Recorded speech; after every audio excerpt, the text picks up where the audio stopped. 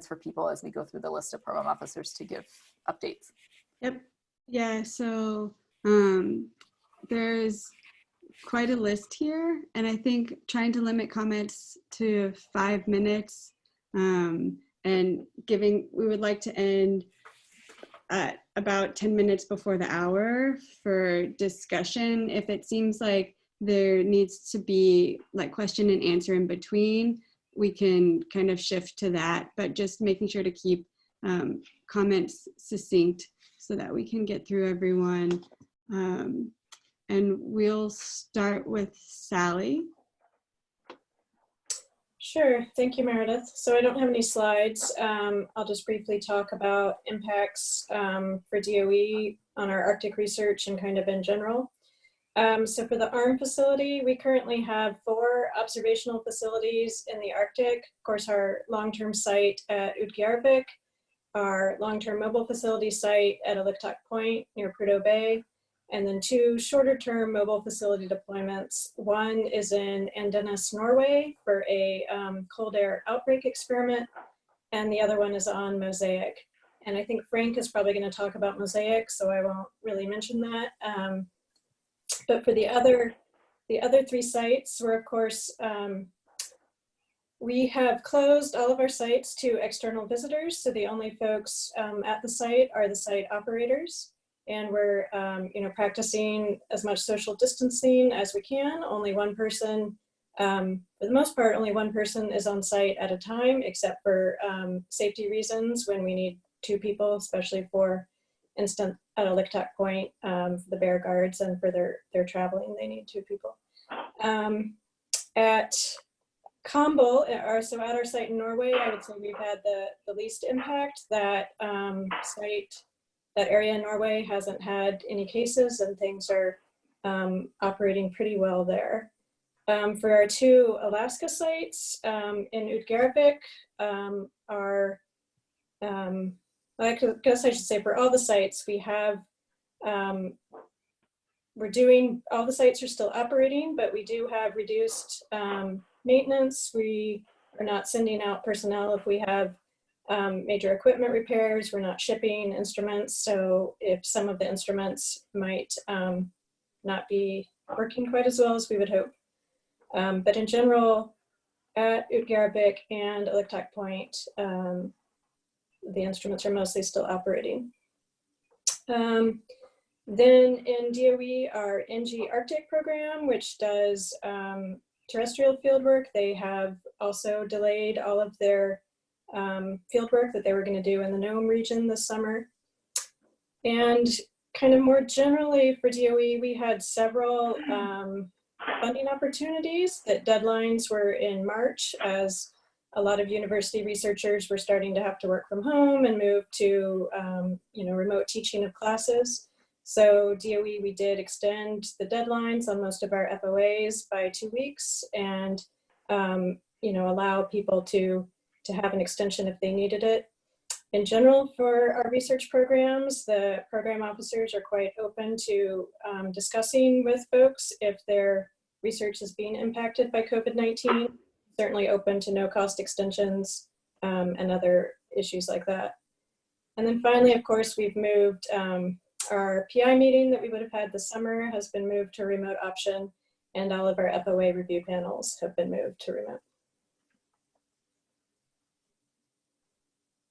And if people have more questions about the specific activities at Utqiagvik and Aliktak, there's a couple of folks from ARM on the line who could answer specific questions.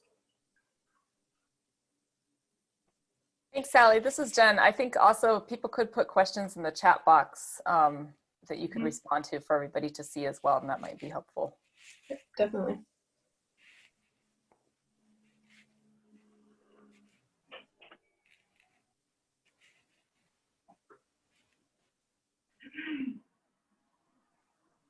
All right, Meredith, should we go on? Are there any questions for Sally that anybody wants to ask?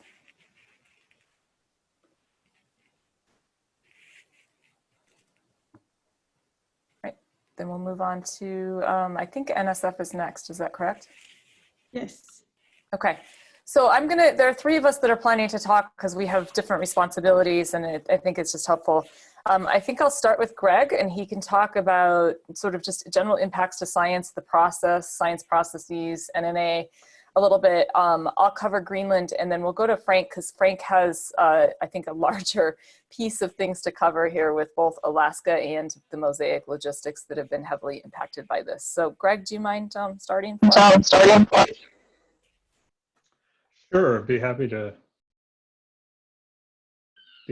talk. My direct responsibilities are for Arctic Systems Science, along with Colleen Strawhecker here, and navigating the new Arctic, along with several folks in the Arctic section, as well as others around NSF. I can talk a little bit more broadly, generally about science programs, but I don't want to get too far into that, just because it's not something I'm living all of those programs myself. But for ARCS and NNA, we do have some projects that have been affected by COVID, and largely it's those projects that have field work planned for the year. And in general terms, folks who are thinking about field work for active projects have been getting in touch with us to discuss their plans to try to mitigate the effects of the pandemic on their projects. We have a lot of flexibility in how we can deal with that, and I think the spirit is definitely to be as flexible with folks as possible, and really to let the PIs be the drivers and the science be the driver. So if folks have questions about specific projects that they want to reach out to us, please just give us an email, give us a phone call. We'll be happy to sit and talk with you about what options exist. One specific change that we've made in the Navigating the New Arctic program is we do have a solicitation out for proposals for a community office for NNA. And that solicitation is out on the street, and we've moved the deadline later in the year. So it's now July 10th as opposed to June 10th, just because we recognize the impacts that this is having on everybody's ability to get proposals in. So that's a change I wanted to make sure everybody was aware of. But I think fundamentally the biggest thing has been for those folks who have field work, and for folks, especially early career folks, we're trying to be really aware of the impacts this is having for those folks, and really open to whatever degree of flexibility we can give, which is a lot. So trying to be very flexible with folks. So please reach out to your program officers if you've got specific questions. We will be happy to talk with you about how to deal with that.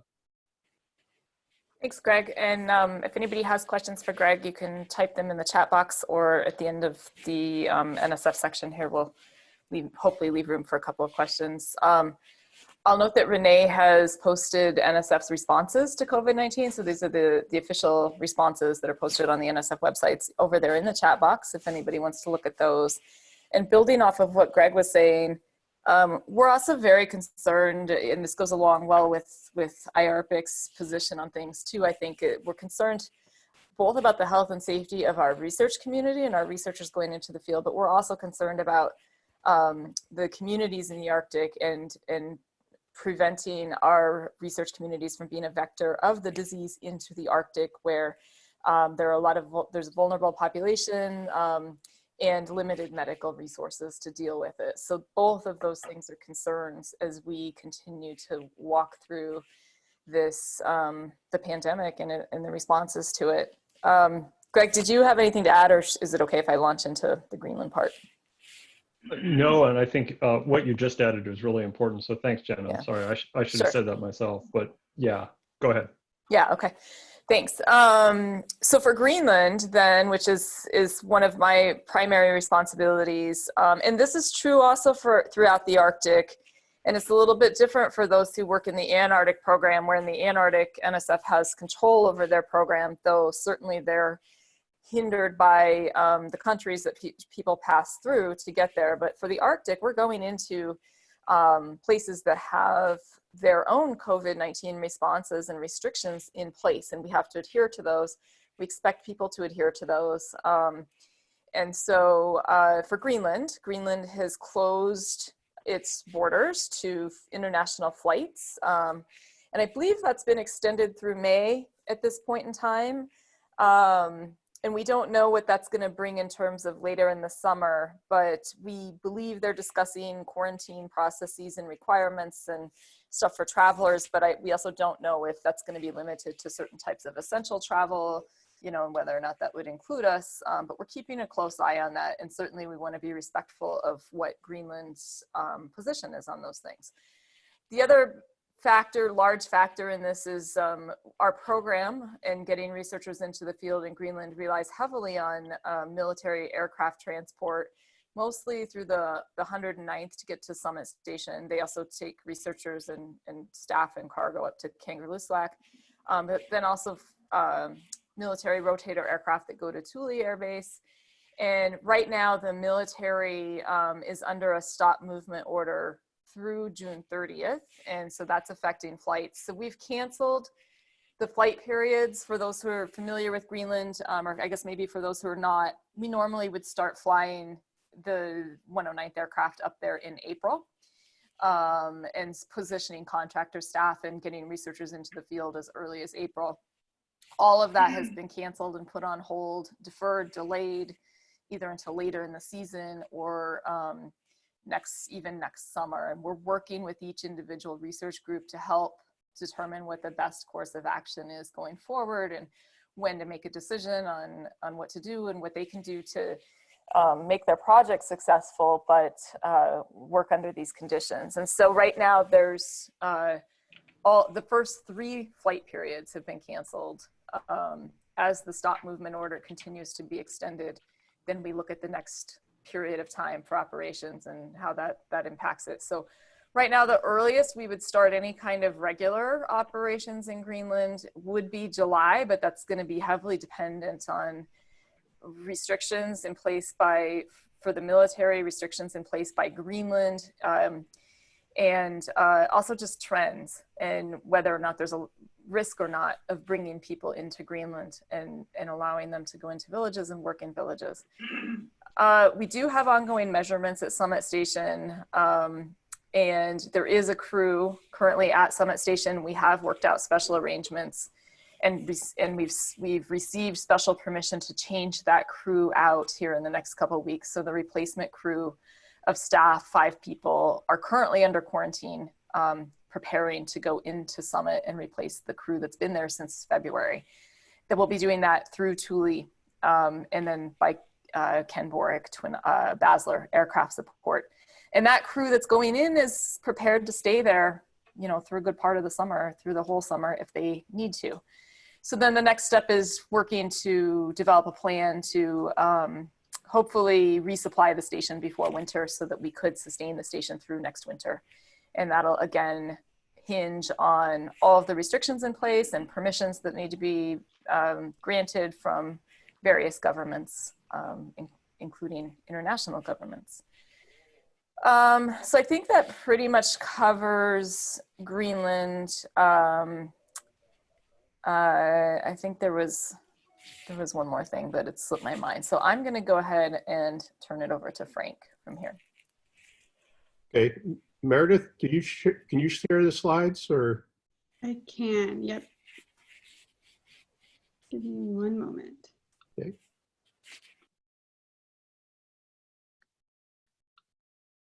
Yeah, so I just wanted to give a quick overview of the current status of the Mosaic expedition.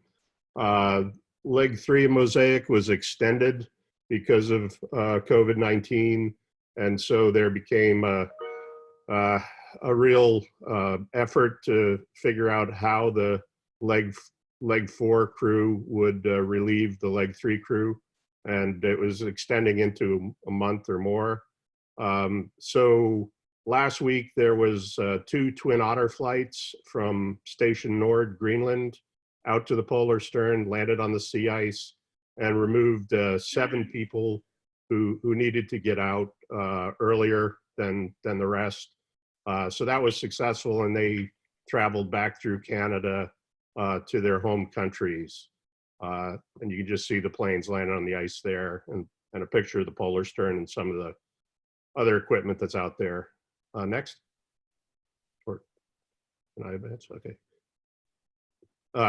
So what's going to happen is polar sterns going to start to dismantle some of the instrumentation out on the ice and around the camp starting on Friday. And then they will depart from the sea ice site on the 11th of May and travel south to Isfjorden in Svalbard. That's a transit that takes about 12 days with the ice and the open water.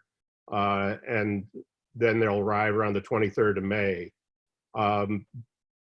The leg 4 people are traveling, most of them are traveling tomorrow over to Germany, and they'll enter a quarantine for 2 weeks. They'll be tested using the polymerase chain reaction test before they enter the quarantine, and they'll be in quarantine for approximately 2 weeks with some relaxation of that quarantine for training in the later part.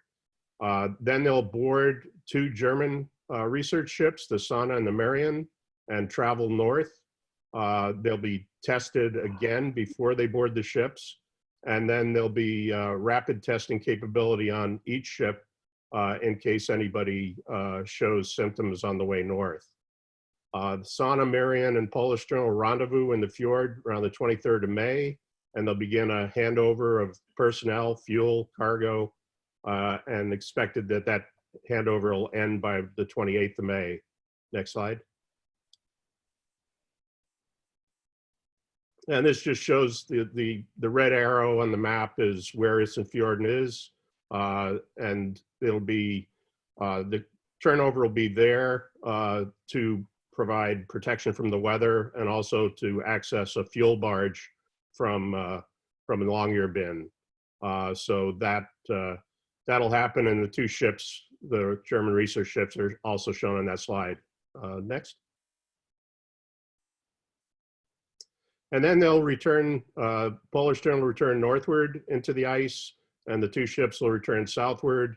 And hopefully they'll arrive in Bremenhaven by around the 2nd of June. And then the leg 3 Mosaic participants will travel back to their home countries. Polish Journal will go back up into the ice and should be set up and resuming measurements around the 9th of June. There'll be some autonomous measurements continuing throughout that period. So there may be a partial measurement gap of about 29 days between the time the polar stern leaves and the time they get back to their site on the ice. Next. And I'll just quickly touch on Alaska. A lot of activities typically go on at Toolik Field Station. Right now, Toolik is closed. There's a skeleton crew of people from the University of Alaska Fairbanks up there, and we had a town hall a couple weeks ago to request potential for remote access measurements that the people on site could make for researchers that are unable to travel to Alaska. And that'll be the plan through June, and that potentially could be extended into July and August if required. Next. And we're monitoring the state of Alaska health mandates. There's a lot of them. They're just updated the 24th of April. And currently we're looking for interpretation of these mandates to see what kind of travel they allow, and whether right now it appears that they're still fairly restrictive, and it doesn't look like research activities would be considered to be critical at this point in time. But we're reaching out to people in Alaska, the vice chancellor at the university, to help to interpret their take on these mandates. And I'll end there and answer any questions you might have. Thanks, Frank. I will just add the one thing. This is what I was thinking of before. So we are also aware that most universities and institutions have restrictions in place, travel restrictions. So that's another factor that needs to go into each research team's considerations as to when and whether they would travel this summer, depending on what their university will allow. Are there questions for myself, Greg, or Frank?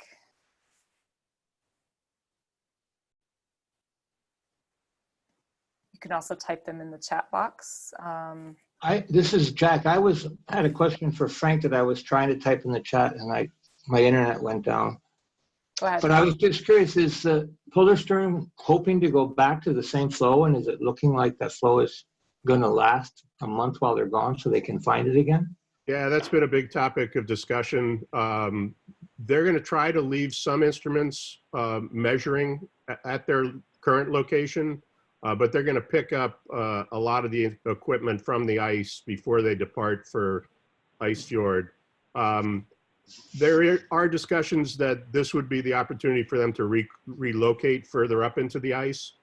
That decision hasn't been made yet, but I assume that's part of their thinking as they work through this exchange of personnel.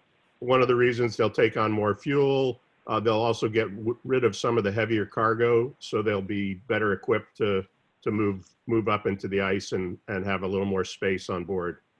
Right. I thought I read somewhere recently that they were looking at projections and thinking the flow they were in might release them sooner than they hoped. So I thought, just curious. They project that would still not happen till maybe later in June, but they're looking at the models and they're working through a decision matrix about what they want to do next. Thanks. And then, Frank, so I was just going to add to that very quickly that, it's a very delicate balancing act, obviously, between capturing the full annual cycle at that piece of ice versus just time efficiency and trying to figure out how many times we want to pick up and move over the course of the summer. Thanks, Tice. Thanks, Tice. I'll add, since Frank was talking about Mosaic too, one other impact that's directly affecting one of the ongoing observational projects at Summit Station, which is the Ice Caps project. Ice Caps is is collaborating with observations on Mosaic as well as within YOP, and we're currently launching 2 radiosondes per day for Ice Caps, but we do have the potential to run out of helium. And we're working on possibly bringing in some helium with the crew change out in May. And hopefully, we're really hopeful that that's going to happen. If that doesn't happen, Ice Caps will actually have to go down to 1 radiosonde per day. So there are impacts on the observations as well that are being felt, and we're working to mitigate those. So that's something, a direct impact that's not just a campaign project, but an ongoing observational project. So I think in the interest of time, I think NASA is next on the list, and I'll turn it over to Barry to coordinate your team there to talk. I'm going to let Colleen go first, and then I'll fill in. So maybe she can talk about from the cryosphere point of view. Yep, sounds good. Thanks, Barry. Yeah, so I was asked to just come give kind of perspective from the Cryospheric Sciences program. Torsten Marcus isn't on the call today, but he is the program manager for that program as well. So I just had a few things I wanted to mention. And, Barry and Richard can correct me if I'm wrong on this, but first of all, right now, we're not seeing any impact on our operating satellite observations. So there are plans in place for people to operate the current missions under the shelter-in-place orders. And that is running smoothly. So for example, for Cryospheric Sciences, one of our recently launched missions is ISAT-2. And so for example, we're not seeing any delays in processing of that ISAT-2 data. The second thing I wanted to mention was a potential impact for one of our airborne campaigns, which is Operation Icebridge Alaska. That group was expected to conduct their final airborne campaign this season, and in the coming weeks they will be deciding whether they will be able to complete that that campaign on schedule, whether it will be delayed until later in the season, or whether it will be delayed to next year. and that has not yet been determined, but we should know within a few weeks. And then in general, I'll just echo some of what I guess Greg was mentioning for NSF. We're working a lot with individual PIs who had field projects in Greenland, and we're working with NSF on this as well, seeing whether those projects will be delayed to later in the season or whether they can be pushed to next year. And so we're working with those PIs to, talk about how that impacts the phasing of their grants and whether we can do no cost extensions. So in general, like the program officers from NSF mentioned, contact us and we can, work out those details and are open to solutions to, try to get the work that needs to get done for the project and working on that timeline. And those were the three things I wanted to mention. So I'll throw it back over to Barry. Sure. Everything Colleen said was correct. We're also above has been impacted. Essentially all the NASA aircraft missions, projects, field campaigns have been put on pause. The reason that ice bridge might happen is because it's not using a NASA aircraft. The NASA facilities are at stage 3 or stage 4, depending if they've had a COVID-19 positive test on one of their staff that works at a particular center. But some of our large aircraft are being repaired right now. The IMPACTS project, which was the investigation of the microphysics and precipitation along the Atlantic coast, is a wintertime project, and it ended about a week early than it had planned, partly due to some cracks in the ailerons on the wingtip, but they were on the leading edge of the wing, but they were, that was also a safety measure. They thought they could still fly with that, but the COVID-19 was starting to become active, and they decided just to, number of reasons, to stop early. I also remember that OMG was going to drop some more sondes to measure salinity off the coast of Greenland, and that's probably on hold right now. All of our other major Earth Venture suborbital projects that had summertime sampling has been postponed a full year.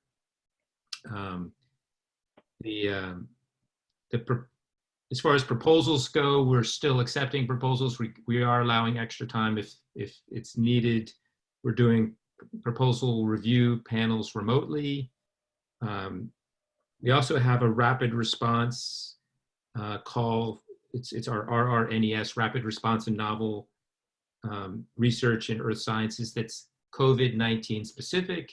If you have a very specific urgent need to collect some data or do some analysis that's going to benefit our understanding of the Earth system, we're welcoming proposals. We ask that you contact a program manager first with your idea to get permission before you submit the short proposal for that. In general, we're getting comments like, can I still pay my postdoc or my graduate student even though they're not working at all on this project? And the answer is yes. We want everyone to get paid. We're going to worry later about whether all the work gets done or if we can get a supplement to get the work done. Perhaps add an extra year to the project. So please don't hesitate if you have any concerns to contact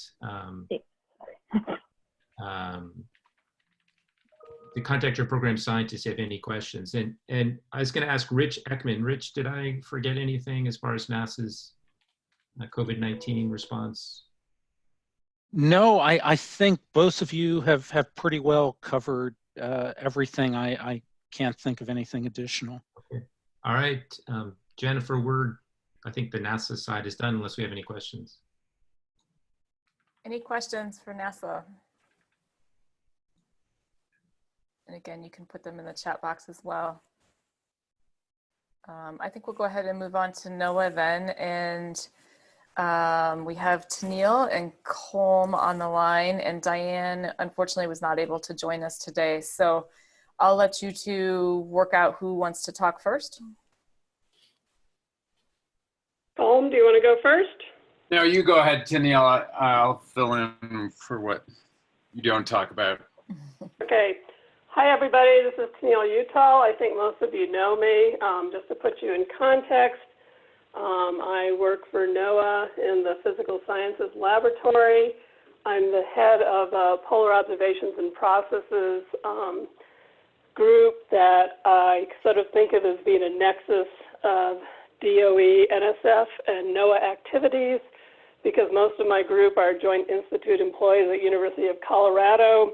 Many of them who have got individual projects through NSF for Mosaic are taking leadership on the DOE mobile facility out at Mosaic, and also working with the Alaska observatories. And so we have quite a lot of overlap in terms of agency activities. I'm going to talk a little bit about Mosaic, a little bit about YOP, and a little bit about ISOA. My first slide, is that up, Meredith? Yes, it is. Okay, and this is kind of what Frank just summarized for Mosaic logistics. It's a little bit more visceral of a summary. I just came back from leg 2 of Mosaic, and I just was out there 4 weeks longer than I expected, and I'm just finishing up doing a self-quarantine here in Colorado. And some of these things are repetitive with what Frank mentioned, but I've also tried to separate out what are impacts due to COVID-19 and which are just things because Mosaic is really an expedition, not a cruise or a field program. And by that I mean that there have been a lot of unexpected things, like its very fast drift or the times that the ice has broken up. So that has created a lot of logistical issues that are actually not related to COVID-19, but that COVID-19 has only aggravated. So I'm going to run through my little list here on the purple slide. I'm also not in the Zoom meeting because NOAA has prohibited use of Zoom, so I'm only on the telephone. So I will not be able to see anything in the chat.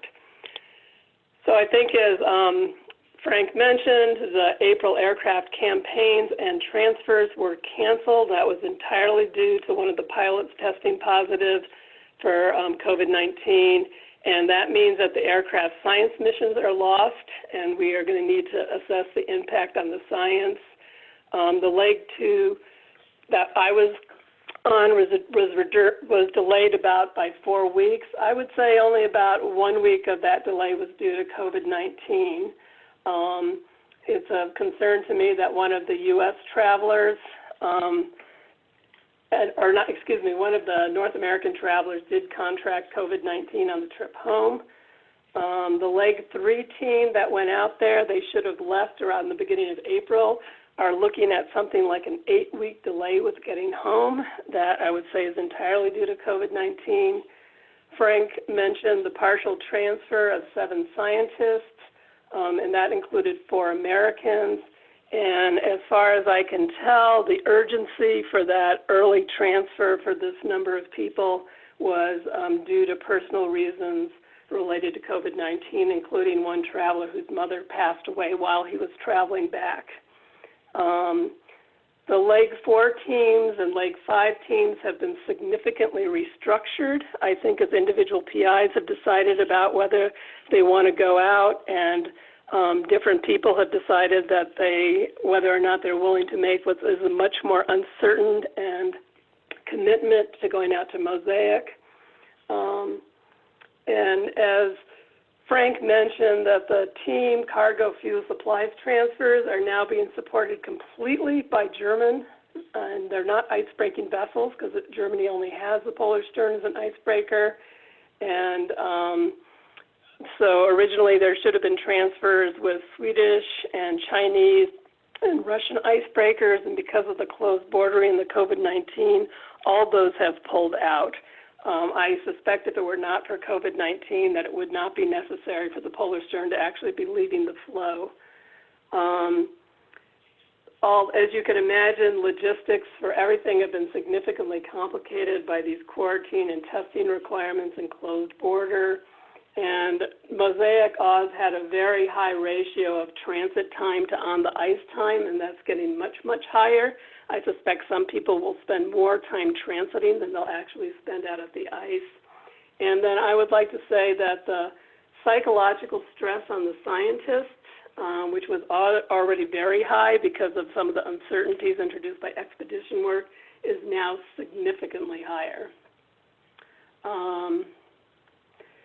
Next slide, my blue slide about the COVID impacts on ISOA. And I didn't put the website, but it's www.isoa.org. And what that is, it's a NOAA-led consortium of the observatories around the entire Arctic Ocean that are operated by the 8 different Arctic countries.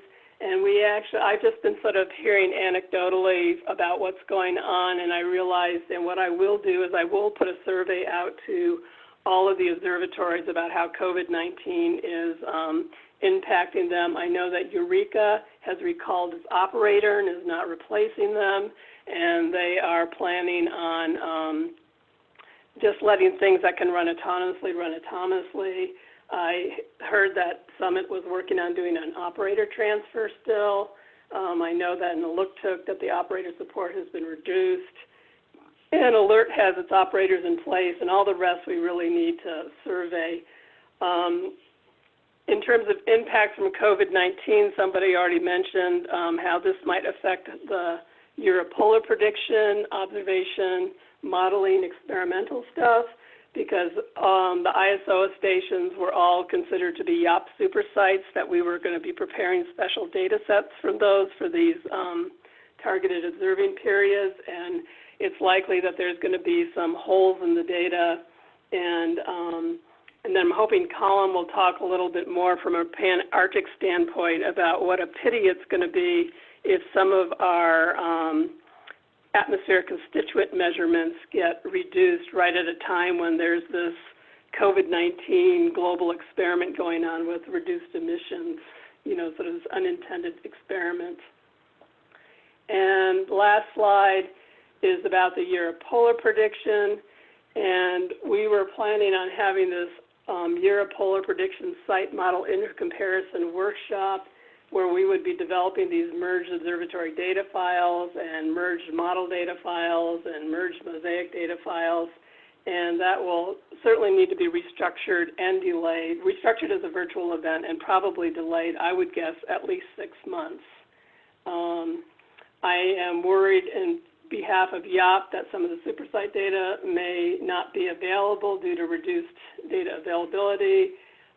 There is the AMDAR program, which is the Aircraft Meteorological Data Relay Program, and YOP is saying because of the lack of, I think, commercial aircraft, they're going to have a reduction of data that is normally assimilated into a lot of the forecasting experiments. And then I think I heard being discussed in the concept of Greenland, that it's very likely that the enhanced Rainwind launch program during the targeted observing periods will have to be reduced.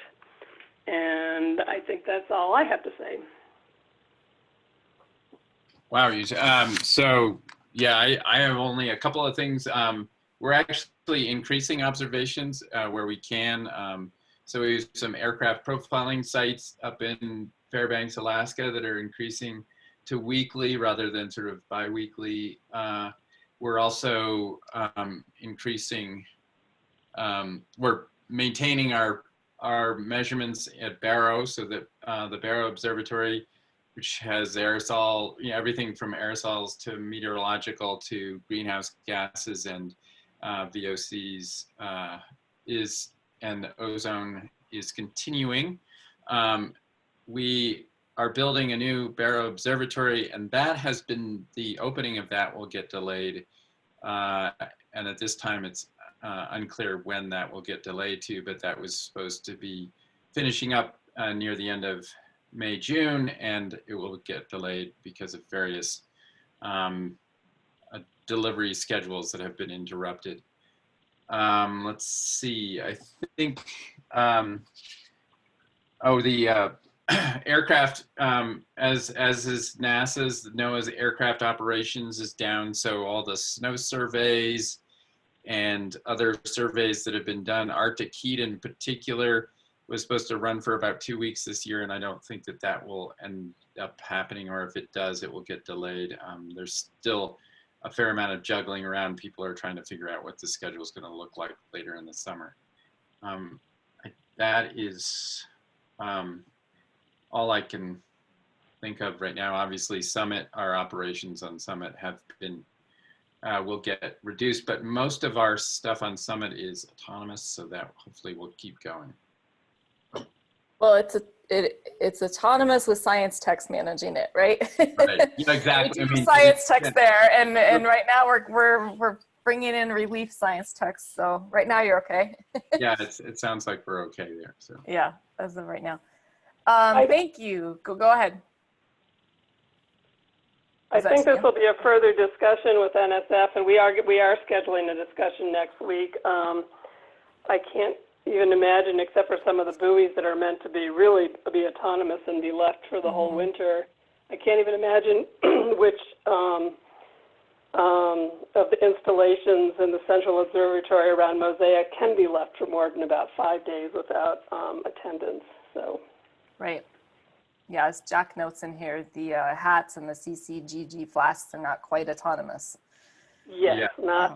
Not quite. Yeah. There are a couple of questions in the chat box, and so I'm going to ask you to answer them sort of quickly, or put you in touch with the people asking, so we can cover ONR here as well. And then folks can we can probably run 5 or 10 minutes over if we have to for a discussion, if there is one. First question is from Jack Dibb. Is the scope of Mosaic science being reduced in response to reconfiguring crew for the next phase? For example, he knows that some scientists are forbidden to travel by their home institutes, but will their programs at the Polar Stern continue? I do not know how they're going to handle that. Mosaic has science teams, ice, atmosphere, BGC, eco, and ice, and so, or in ocean, and so I think that they are making a great effort to have the teams carry on the measurements for other team members who can't come out. Thanks. And then there was a question from Frank. I'm just reading these since I know Tennille is on the phone. I can't see the chat box. Was the person who contracted COVID-19 from the US or somewhere else? And Heist chimed in that he thought it was they were from somewhere else. The person who contracted it traveling home that I know about was traveling to Canada, actually. Okay. Let's move over to ONR. Do we have both Daniel Ilatario and Scott Harper? Sorry about that. Yes, this is Dan Ilatario. I'm not the one barking though. Sorry. Go ahead though. No worries. Yeah, for the Polar Lows Departmental Research Initiative, our flights were at least delayed and possibly canceled due to some partnerships that have changed. So at the moment, we're very heavily dependent on the YOP, Raymond-Sons, and the Mosaic observations, as well as the UK Thin Ice Project. But I think that's postponed to 2021, and the NASA ARC-6 project, which I think is also in 21. So at this point, the bulk of the work in the modeling and the comparisons to observations are leveraging the other interagency programs that have already been briefed. So we're in reasonably good shape, although I think most of the in situ work is probably delayed till the following summer.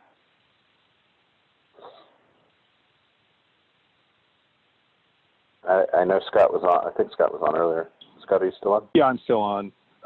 Yeah, so we had a couple of different things going on with the Arctic program. One was a cruise on the Healy that is still scheduled, but as you can imagine, there's a lot of uncertainty with how exactly you get the crew on board and try to avoid some of these birds.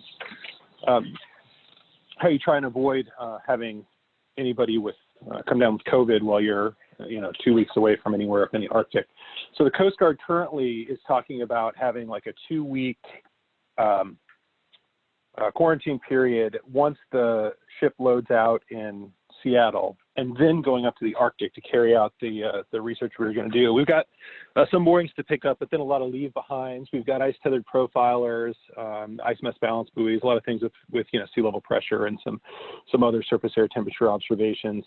And so we're still hoping to pull off that cruise. It's just going to be a question of whether you've got to add 14 days at the beginning for quarantine before you start heading up to Alaska, and then potentially quarantine at the end. But there was originally a plan to do a personnel transfer in and out of Barrow, but of course no one in the currently, not only is Alaska closed, no one on the North Slope wants anybody coming up there, and so we are very likely not going to do the personnel transfer in Barrow, which would have kept personnel from not having to be on the cruise for 70 full days if we go that long. And but of course everything is kind of evolving as the situation in Alaska changes, as the Coast Guard comes up with different con-ops or protocols for getting aboard the ship. It has to do with availability of testing, of course. And so I think our chief scientist is in constant contact with the ops officer on board the Healy and the Coast Guard in general, trying to figure out how things are going to evolve.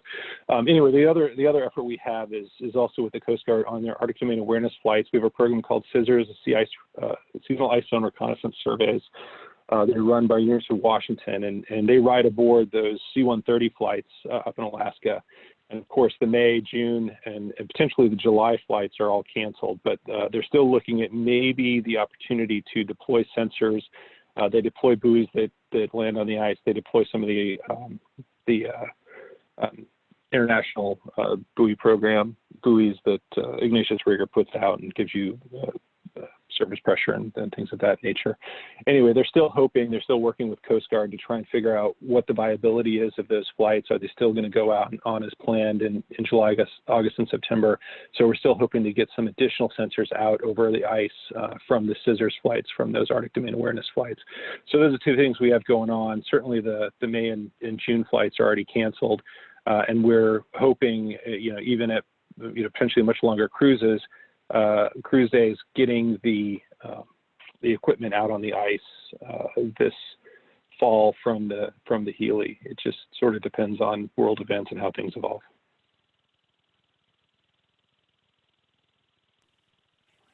Thanks, Scott and Dan. There's a question in the chat. I'll just ask it to you guys here. I think it was just sent to me. Is the Coast Guard impacted by the military stop movement orders, or you guys are not under DOD, right? So you probably have different, or you guys are, but the Coast Guard themselves, do they have different travel restrictions? Do you know? I don't know. I mean, they're under DHS, so I assume that some of the stuff is similar, but yeah, I'm not sure. They're still planning. I mean, they're very eager to go up, but as you can imagine, there's just lots of discussion about how do you do it, with the appropriate risk mitigations and safety for not only the crew but the science party, being close enough to to shore to do things, not doing personnel transfers. We were going to operate the cruises in and out of Dutch Harbor, but the one commercial airline that flew there went out of business, and so we can't use Dutch even if Alaska was open for business. So they've been talking about potentially operating in and out of Seward, but the Coast Guard's really eager to try and keep as much stuff going. I mean, I think they even though they're not formally a DoD organization, they do consider themselves certainly operational, and so they want to be able to show that they can operate up there and they can have flights and they can do search and rescue, and they've got the vessels up there. And then the question is, are they going to also be able to accommodate the science as they usually do? And that's what we're still trying to figure out. Okay, thanks. Any questions for ONR or for any of the agencies, or additional comments? Jen, it's Gijs. I just wanted to make a quick comment in response to what Dan said. He mentioned that the Polar Lows project is quite reliant on the other things. And one of the things that is kind of positive, I guess, from the side of Mosaic is that the team are looking to continue to make measurements as much as possible while the ship is transiting between the ice and Longyearbyen. They won't be able to sample in the fjord because of they'll be in territorial waters there, but there should be some level of record of the transects, so that may be helpful for things like the Polar Lows project and for Combo as well. Thanks, Heis. Other comments or questions?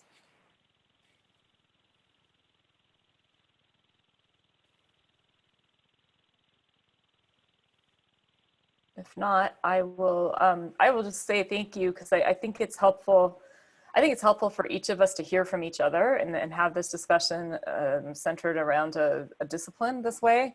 And then helpful for the community to hear us each talking from our perspectives, from our agency perspectives, and all of the organizers of these things too. So we're not necessarily the organizers. Things like Mosaic have a ton of people involved in organization. I know Heis has been involved in everything too. So so this is, I think a really great, has been a really great conversation. For me, it's been really helpful just to hear all of the different things going on and considerations that are being taken outside of my own program.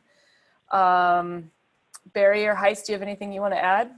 I was going to check if Bill Simpson's still on the line. Jack was asking about the alpaca project. But maybe Bill wasn't. Bill, are you there? He may have had to drop off. Yeah, I don't see his name on the list anymore. I think that he may not know. I mean, there's a chance that they may have to delay that planned experiment for a year, but I don't think a decision has been made yet. Okay. Yeah, there's been a lot of, I mean, as you all know, all the scientific meetings have either gone virtual or been delayed a year, all the way out through September or so. Even some October meetings I've seen, international ones. Yeah, yep, a lot of changes and stuff. Thanks, a really nice note from Leslie there in the chat box to everybody. Okay, well then I know we're over time, so I don't want to take up more of everybody's time, but if you do have questions, feel free to reach out to program officers. For those who had slides, for the couple of you who did have slides, I think Meredith will post those on the, attach them to the meeting on the website. Hopefully that's okay. Yep. Meredith, do you have anything, closing comments? Yeah, just to the presenters, let me know if you don't want me to post them, because then I will take them down because they're already up. The meeting recording will be posted in the next couple of days. There was a request on the Arctic for an update. Okay, you might want to send them by email following up. Talk to you later. Bye. I think we've got some unmuted. Go ahead, Meredith, were you? Yep, just that the notes will be up there too within the next week or so. Okay. I'm gonna grab Tennille's slides right now because I'm not sure if she sent them to all of us or not. Okay. Thanks, everybody. Our next meeting is scheduled for, I'm not sure, next month? Or June? Yeah, that's correct. Okay. And what's the topic, Jen? I don't know. I thought it was on ozone. Oh, yes, I I think the it ozone is. minimum in the Arctic. Springtime ozone. Yeah. That sounds good. We'll talk to you all then. Yeah, we've got 3 good speakers. We've got Paul Newman from NASA. We've got, is it the NOAA? Is it like Rachel? I'm trying to remember. Amy Butler. Amy Butler. And then it's Ross Salowich from University of Maryland. So we have a satellite person, Paul. Amy's a dynamicist, and then Ross is our chemical modeler. So we're going to talk about how much of the ozone minimum is due to dynamics and well, what it looks like, and how much is due to dynamics, and how much is due to chemical loss. And I just saw today a news flash that that Arctic minimum or Arctic ozone hole has closed up.